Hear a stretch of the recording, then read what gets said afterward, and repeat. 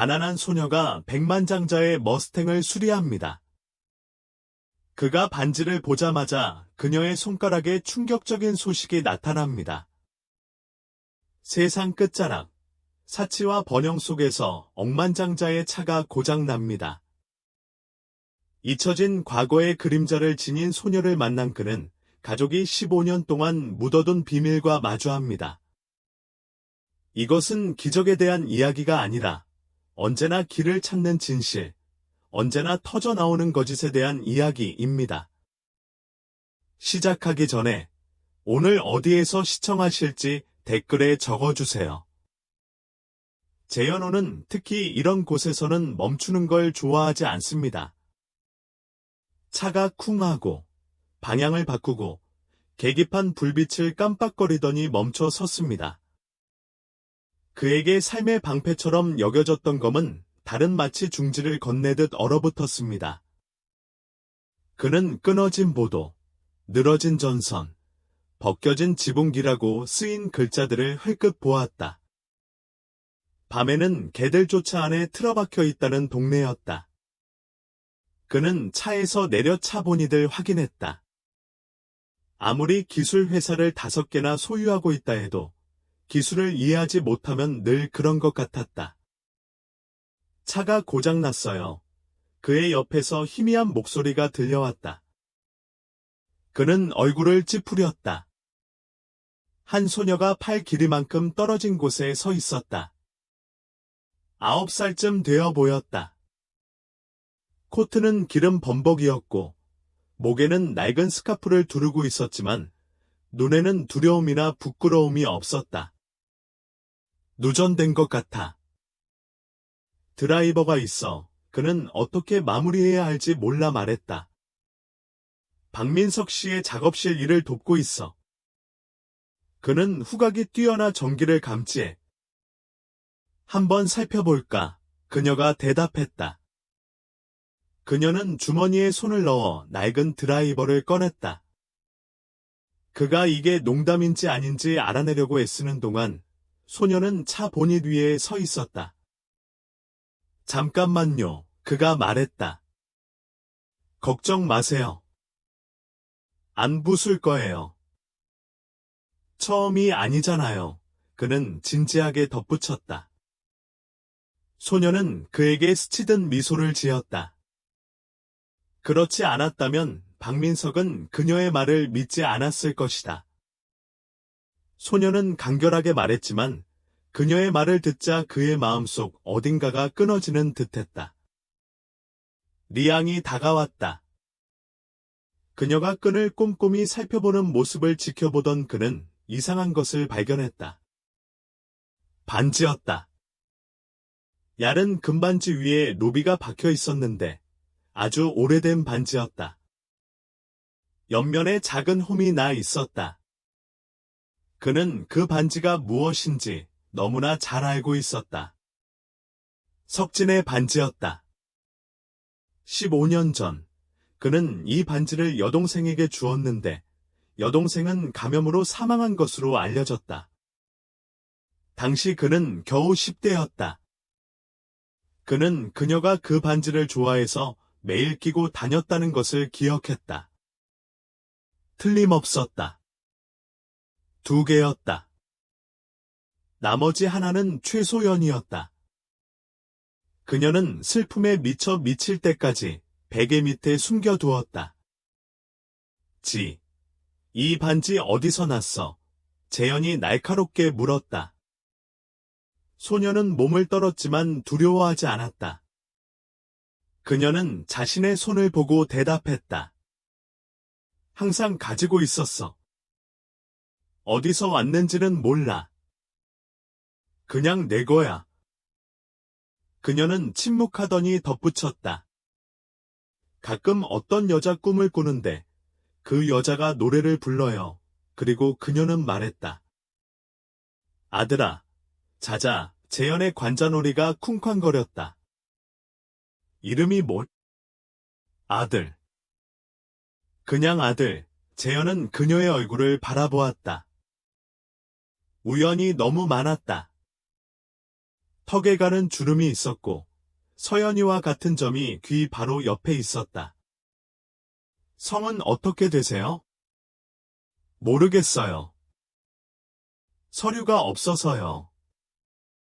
8시까지 보호소에 있었어요. 그녀가 말했다. 그런데 박민석이가 저를 데려갔어요. 제가 다른 아이들과 다르다고 했죠. 항상 제가 진짜라고 했어요. 그의 머릿속에 번뜩이는 빛이 스쳤다.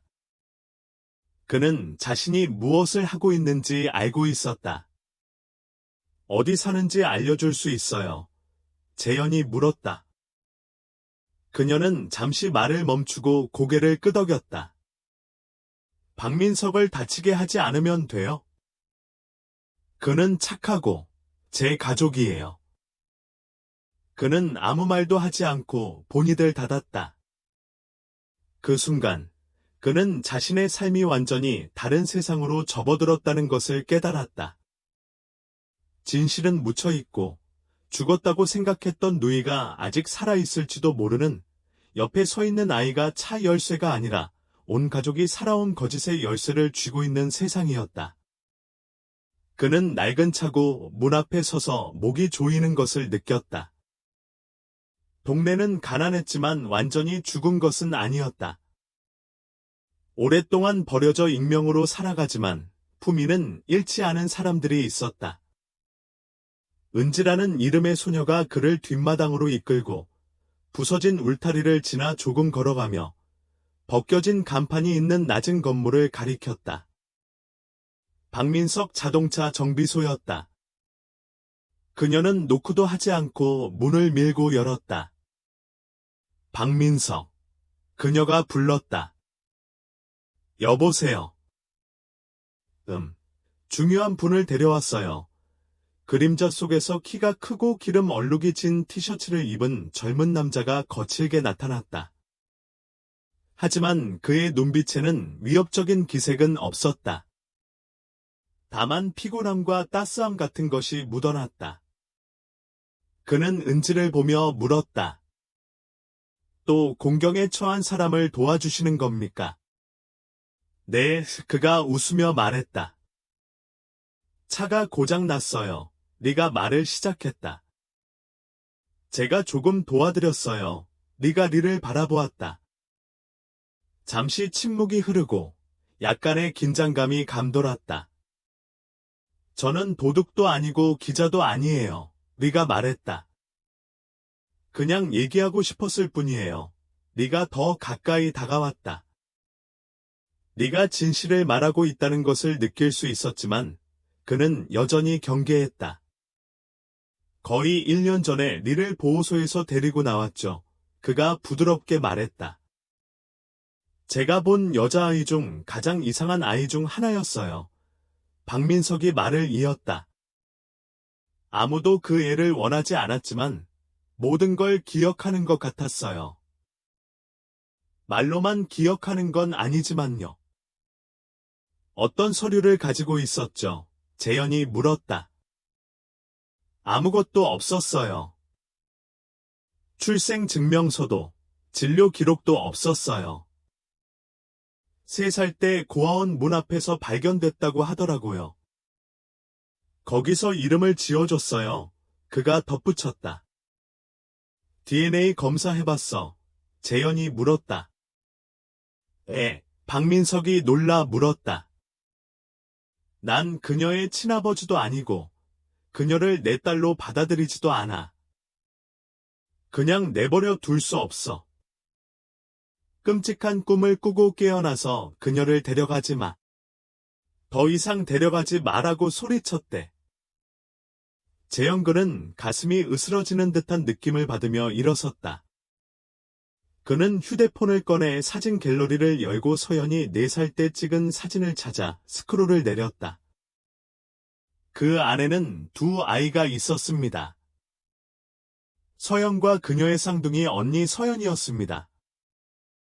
서연은 어렸을 때 병으로 죽었고 새벽 5시에 사라졌습니다. 그는 서연에게 휴대폰을 건넸습니다. 여기에 아는 사람이 있나요?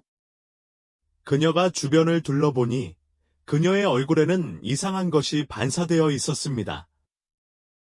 마치 가슴 속에서 무언가가 막 깨진 것 같았습니다. 모르겠어요. 하지만 슬퍼요. 왜? 그게 바로 당신이었으니까요. 재현이 말했다. 15년 전이니까요. 그는 자신이 아는 모든 것을 그녀에게 이야기해 주었습니다. 아이들이 끌려갔다고 비명을 지르던 어머니에 대한 이야기, 그녀가 미쳤다고 모든 사람을 설득했던 아버지에 대한 이야기, 그의 어머니가 베개 밑에 숨겨두었던 반지에 대한 이야기, 그리고 서연이 집에 돌아온 마지막 날 그가 그녀에게 준 반지에 대한 이야기였습니다. 넌 내 동생이야. 그가 부드럽게 말했다. 정말 내 동생이야. 서연아. 하지만 그 소녀는 고개를 저었다. 저는 서연이 아니고 은지예요. 그제야 그는 깨달았다. 그녀는 과거에 매달리지도 않았고 가족에게 돌아가기만을 기다리지도 않았다. 그녀는 이 모든 것이 자신이 가진 것을 앗아갈까봐 두려웠다. 박민석은 그녀를 꼭 껴안았다. 그녀는 다시 이런 일을 겪어서는 안 됩니다. 내가 틀렸다면 내가 틀렸을 수도 있어. 내일 DNA 검사를 하자, 리암이 말했다. 그리고 한 가지 더 있어, 라고 덧붙였다. 그는 낡은 봉투를 꺼냈다. 안에는 어머니가 오래전에 쓴 편지가 있었는데 어머니의 유품 속에서 발견한 것이었다. 편지에는 이렇게 적혀 있었다.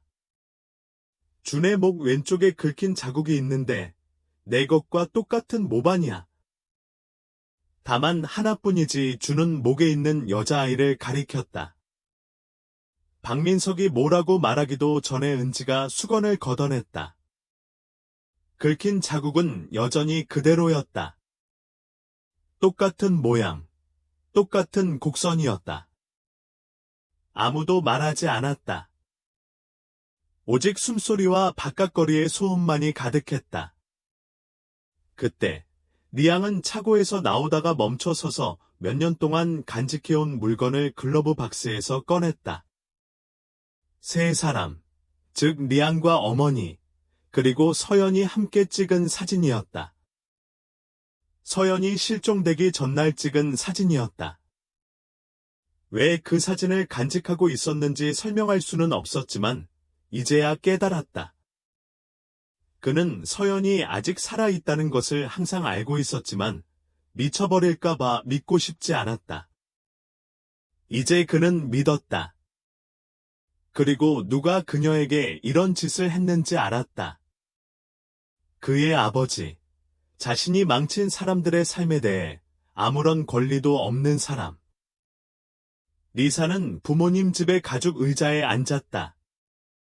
그 집의 모든 의자, 모든 문, 모든 몸짓은 그에게 이상호를 떠올리게 했다. 그의 아버지는 주식, 판사, 보건부 장관, 그리고 서연에게 일어난 일을 통제하는 목소리였다. 벽에는 가족 사진이 걸려 있었다. 이상호, 어머니, 그리고 서연이었다. 그녀는 어둠이 내리기 전 아직 그곳에 있을 때 그곳에 있었다. 리제는 어렸을 때 매일 밤 그 초상화를 보았지만 지금은 다르게 보였다. 아버지의 눈, 어머니의 억눌린 미소, 마치 원하지 않는다는 듯 가슴을 움켜쥐고 있는 소녀. 그는 답이 바로 그 집에 있음을 알았다. 이제 남은 것은 누가 그것을 숨겼는지 알아내는 것입니다. 신뢰할 수 있는 변호사가 필요해요. 정혜진의 사무실에 들어서면서 재현이 말했다. 칭찬인가요? 아니면 재앙인가요? 그녀가 물었다. 정말 어려운 문제네요. 15년 전에 죽었다고 생각했던 여동생이 있어요. 그런데 이제 살아있다는 걸 알게 됐어요. 여동생의 실종이 사고가 아니었을 거라는 예감이 들어요. 이상호 가족을 분석하고 싶으신가요? 여동생이 어떻게 숨겨졌는지, 누가 문서에 서명했는지, 누가 명령을 내렸는지 알고 싶어요. 정해진 한숨을 쉬다. 그녀는 그의 변호사일 뿐만 아니라 약혼녀이기도 하다. 그리고 리사에게 허락을 받으면 돌이킬 수 없다는 것을 그녀는 알고 있다. 그들은 기록 보관소부터 시작한다. 3년 전에 철거된 마을 외곽에 낡고 폐쇄된 보호소. 하지만 그곳에는 전직 간호사였던 한미영이라는 여성이 만든 문서 사본이 있다. 정혜진은 요양원에서 그녀를 발견한다. 한미영 그들을 보고 몸서리쳤다. 누군가 올 줄 알았어. 그녀가 속삭였다. 실종된 여자아이를 찾고 있어. 재현이 말했다. 사망 신고가 되어 있었어. 한미영은 손으로 얼굴을 가렸다. 돈을 받았어요. 그때는 그냥 연줄로 입양하는 줄 알았죠. 그런데 어떤 남자가 자기소개도 없이 와서 그 아이는 존재해서는 안 된다고, 그렇지 않으면 많은 게 망가질 거라고 말했어요. 그는 그녀에게 자신의 이름을 말했을까? 아니, 하지만 그는 눈이 있었어. 너랑 똑같이.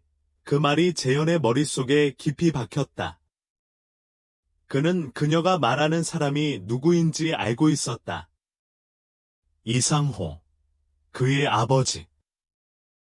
그날 저녁, 그들은 어머니, 최소연을 만났다. 15년 동안 미친 사람 취급을 받았던 그 여자는 창가에 앉아 있었다. 백발에 떨리는 손이었지만 눈에는 광기가 없었다. 오직 침묵만이, 그것도 너무 오랫동안. 대장님, 믿으세요. 리앙이 들어오자 그녀가 물었다. 네, 그가 말했다. 은지, 봤어요. 살아있나요? 서연이었어요. 최소연은 눈을 감고 두 뺨에 눈물이 흘러내렸다. 이수연이 죽었다고 말했던 게 기억나요. 이수연이 아니야. 서연. 하고 소리쳤죠.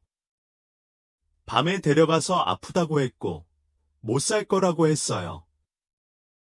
그런데 이상호가 누군가와 이야기하는 걸 봤는데 그때 서류가 사라졌어요.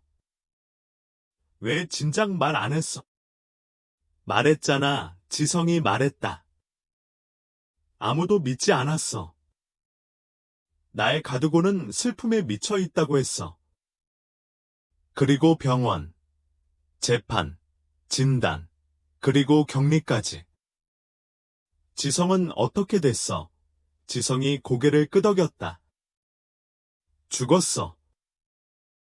진짜 병이었어. 하지만 지성은 한 사람의 죽음을 이용해 다른 사람의 죽음을 숨길 수 있다는 걸 깨달았어.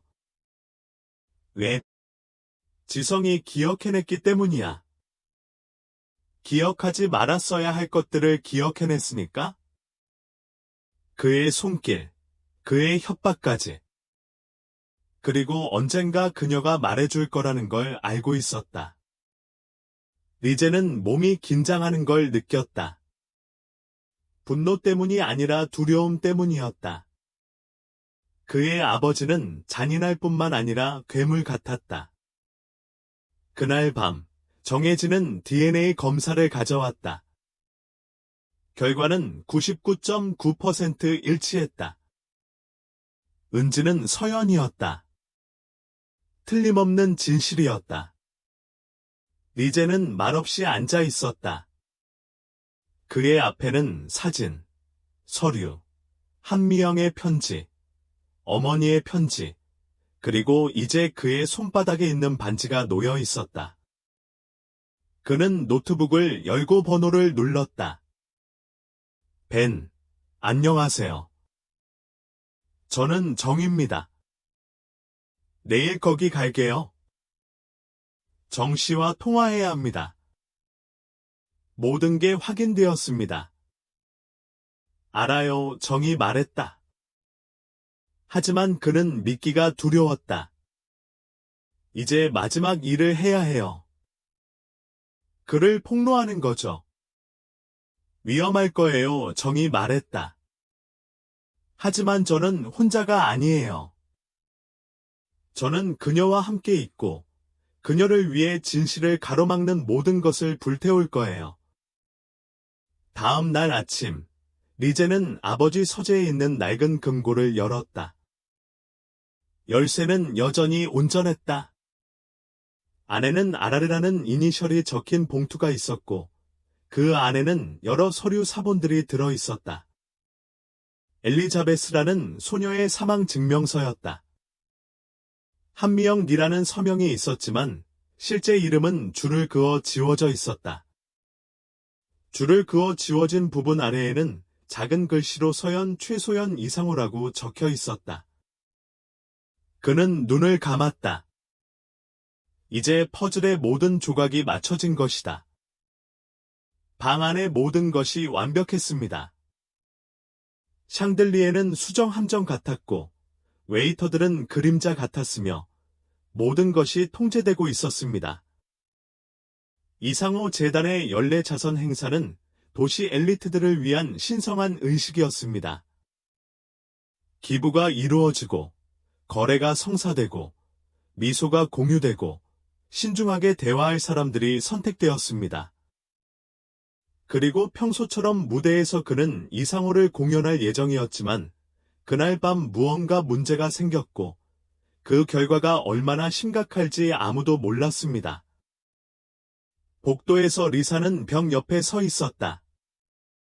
그는 무대를 올려다보지도 않았고 누구의 눈도 마주치지 않았다.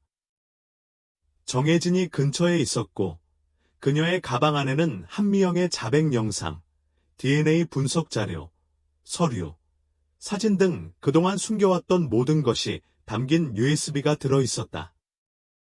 박민석 출구 옆에 앉아있던 은지는 그의 무릎에 앉았다.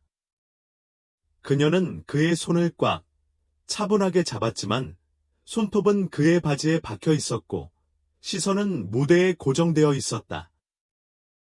정말이야, 박민석이 부드럽게 물었다. 그가 들어야 해. 그녀가 말했다. 난 서연이 아니야. 난 은지야. 하지만 난 사라지지 않았어.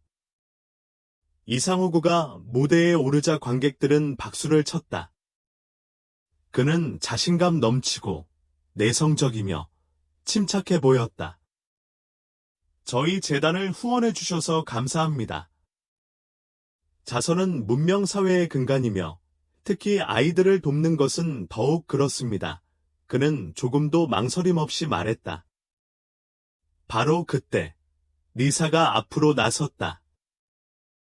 이미 마이크를 손에 쥐고 있었다.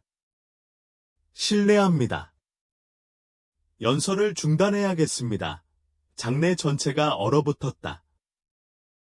어떤 사람들은 어색하게 웃었고 어떤 사람들은 연출된 거라고 생각했다. 그때 리사가 화면을 켜자 한미영의 얼굴이 화면에 나타났다.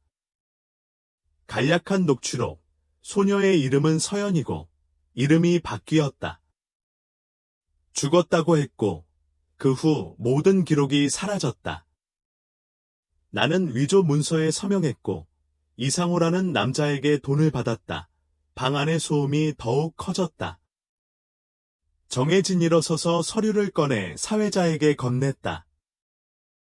리사는 내가 본 그 여자애라고 말을 이었다. 그는 일어서서 무대를 향해 천천히 걸어오는 은지를 가리키며 말했다. 저기 있어. 이 언니는 내 서연이야. 지금까지 살아 있었어. 은지 마이크 앞으로 다가가 재현의 아버지를 똑바로 바라보았다. 저는 은지지만 서연 최소연 이상호로 태어났습니다. 당신은 제가 죽었다고 하셨죠. 제 이름을 지우고 목소리를 앗아갔지만 저는 죽지 않았습니다. 아직 살아 있습니다. 이상호 침묵. 그의 얼굴은 움직이지 않았지만 주먹을 꽉 쥐었다. 넌 내가 무슨 짓을 하는지 이해하지 못하는구나. 그는 이를 악물고 리샤를 쳐다보지 않고 말했다. 이에 우리샤가 대답했다. 그리고 난 복수를 위해서가 아니라 진실을 위해서 하는 거야. 그때 경찰이 방 안으로 들어왔다. 초대받지 않은 진짜 경찰이었다. 검사는 전날 서류 사본을 받았고 체포영장도 준비된 상태였다. 납치 조직, 문서 위조, 공무집행 방해 혐의로 체포합니다. 그는 저항하지 않고 진을 바라보았다. 네가 날 망가뜨렸다고 생각하니? 그가 물었다. 아니, 진이 대답했다. 네가 스스로 망가뜨렸어. 난 방금 가면을 벗었을 뿐이야. 그가 끌려가는 동안 관객들의 박수갈채는 없었고 오직 수군거림과 혼란스러운 눈빛만이 맴돌았다. 수년간 그와 함께했던 사람들은 돌아섰다. 가면이 벗겨지면서 그 안에 있던 괴물이 드러났다.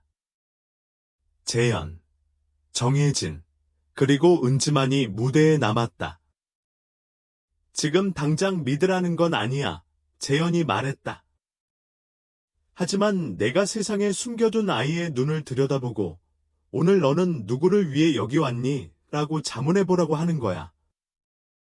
그 후 리암은 코트를 입은 채 복도에서 박민석을 기다리며 진실을 계속 찾아 나설 준비를 했습니다. 은지 그녀는 그에게 다가가 앉았다. 그녀는 그를 꼭 껴안았다. 나랑 같이 있을 필요 없어. 그녀가 속삭였다. 하지만 저는 그곳에 있기로 선택했고 항상 그곳에 있을 것입니다. 재현벽에 기대어 선 그는 차분한 표정으로 몇 년 만에 처음으로 진정한 자기 자신이 되었다. 정혜진은 그의 손을 잡았다. 넌 불가능한 일을 해냈어. 아니요, 그는 말했다. 더 이상 침묵하고 싶지 않을 뿐이에요. 그 사실이 밝혀진 지 한 달이 지났습니다. 언론은 온갖 세세한 부분까지 보도했지만 현실은 뉴스 헤드라인보다 훨씬 조용했습니다. 잠에서 깨어 가족이 거짓말을 하고 자신을 보호해야 할 사람들이 문을 잠그고 있다는 사실을 알게 되는 게 어떤 기분인지 아무도 몰랐습니다. 하지만 이건 달랐습니다.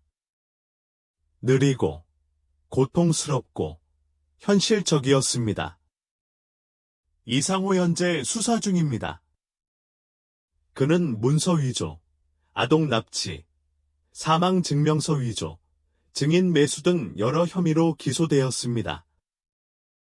검찰은 비밀 유지를 위한 이유가 아니라 보안상의 이유로 재판은 비공개로 진행되어야 한다고 강조했다. 재판에는 모두가 증언했습니다. 한미영은 손이 떨렸지만 기억은 생생했습니다. 최소연은 15년 만에 처음으로 똑바로 섰습니다. 정혜진은 자신의 증언을, 리바이는 두려움 없는 목소리를 냈습니다. 은지는 가운데 서 있었습니다.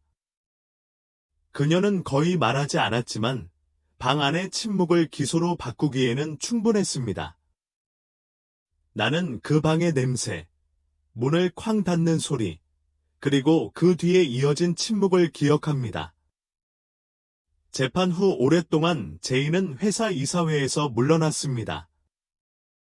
그는 단 하나의 프로젝트, 즉 불우 아동을 돕는 재단 사업만을 남겼습니다. 그는 비공개 기자회견에서 과거를 바꿀 수는 없지만 구원받을 수 있는 사람들을 도울 수는 있습니다. 라고 말했습니다. 최소연 유능하다고 선고받았습니다.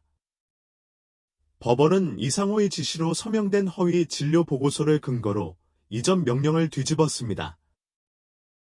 수년간 정신이상자로 여겨졌던 그녀는 이제 인내의 상징이 되었습니다.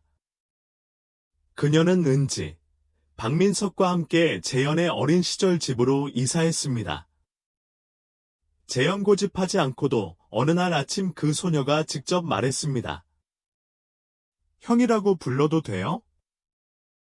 그는 아무 말 없이 고개를 끄덕였다. 박민석 법적 보호자가 되었습니다. 그의 동의와 정해진 변호사의 도움으로 법원은 서류를 승인했습니다. 은지 서연은 본명이 적힌 새로운 출생증명서를 받았습니다.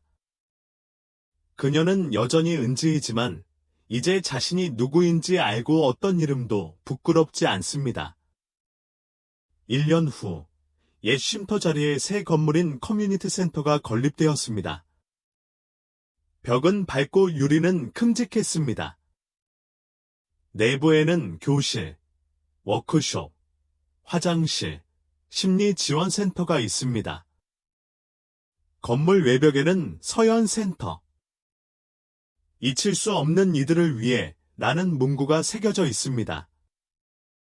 개막식에는 많은 사람들이 연설했지만 가장 중요한 말은 은지 씨의 말이었습니다. 저는 제가 누구이고 앞으로 어떤 사람이 될지 오랫동안 깊이 생각해 왔습니다. 이제야 알게 되었습니다. 저는 실수도, 사고도, 손실도 아닙니다. 저는 저와 박민석, 제 어머니, 제 오빠의 선택입니다. 우리는 어떻게 태어날지는 선택하는 것이 아니라 어떻게 살아갈지는 선택합니다. 군중이 잠시 침묵하더니 일어섰다. 박수갈채는 크지 않았지만 진심이었다.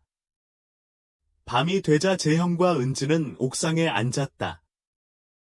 머리 위로는 별이, 눈앞으로는 도시가 펼쳐졌다. 우리가 그렇게 크게 소리치지 않으면 누가 들을 수 있을까요? 그녀가 물었다. 그럴 수도 있겠지만 아시다시피 진실은 침묵을 좋아하지 않아요. 그녀는 미소를 지으며 고개를 들었다. 지금은 리페이라고 불러도 될까요? 나중에 얘기해요. 그는 그녀의 어깨에 팔을 두르며 말했다. 당신에게 달려 있어요. 가장 중요한 건 당신이 당신답게 행동해야 한다는 거예요. 나는 은지, 서연, 살아있는 인간이다. 그리고 이 하늘 아래, 모든 천둥과 침묵 끝에 그것은 가장 위대한 승리처럼 들린다. 결론. 새로운 시작. 이상호징역형을 선고받았고 그의 이름은 재단 명판에서 사라졌습니다. 최소연은 10대들을 위한 클럽을 운영했습니다. 그녀는 그들에게 보내는 것을 두려워하지 않는 편지를 쓰는 법을 가르쳤습니다. 정혜진은 시스템의 잘못이 아니라 무관심 때문에 자녀를 잃은 가족들을 위한 변호사가 되었습니다. 박민석 자동차를 수리했지만 이제는 따옴표 없는 아빠가 되었습니다. 은지는 과거의 풍경, 미래의 이미지를 그립니다. 그녀의 작품 중 하나인 별, 지붕과 둘, 남매는 서연센터 로비에 걸려 있습니다.